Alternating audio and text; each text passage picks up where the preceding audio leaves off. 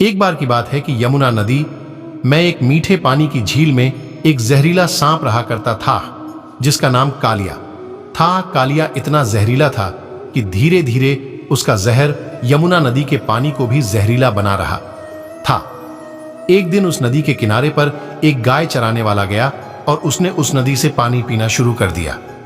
पानी पीते ही उस व्यक्ति की मौत हो गई। जब श्री कृष्ण को इस बात का पता चला तो कृष्ण में अपनी शक्ति से उस मरे हुए व्यक्ति को दोबारा से जिंदा कर दिया। उसके बाद कृष्ण यमुना नदी में कूद गए और नदी की गहराई में जाने लगे।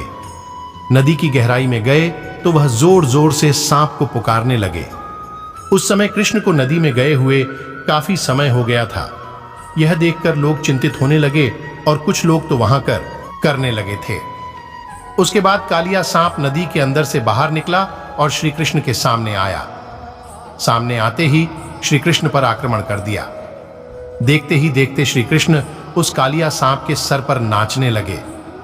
वह कालिया सांप 1000 सर वाला विशाल सांप था। श्री कृष्ण इतनी तेजी से नाचने लगे थे कि कालिया सांप के मुंह से खून निकलने लगा। जब यह बात कालिया की पत्नी को पता चली तो वह श्री कृष्ण के सामने कालिया के जीवन की भीख मांगने लगी। श्री कृष्ण ने कालिया सांप को जमुना नदी को छोड़कर रामायण का द्वीप में जाने के लिए कहा और उसे यह आश्वासन भी दिया उन पर कभी भी गरुड़ हमला नहीं करेंगे, क्योंकि उसके सिर के ऊपर कृष्ण के पैरों के निशान छप चुके हैं। यह सुनकर कालिया सांप बहुत ज्यादा खुश हो गया और फिर वह अपनी पत्नी के साथ यमुना नदी को छोड़कर वहां से दूर चला गया।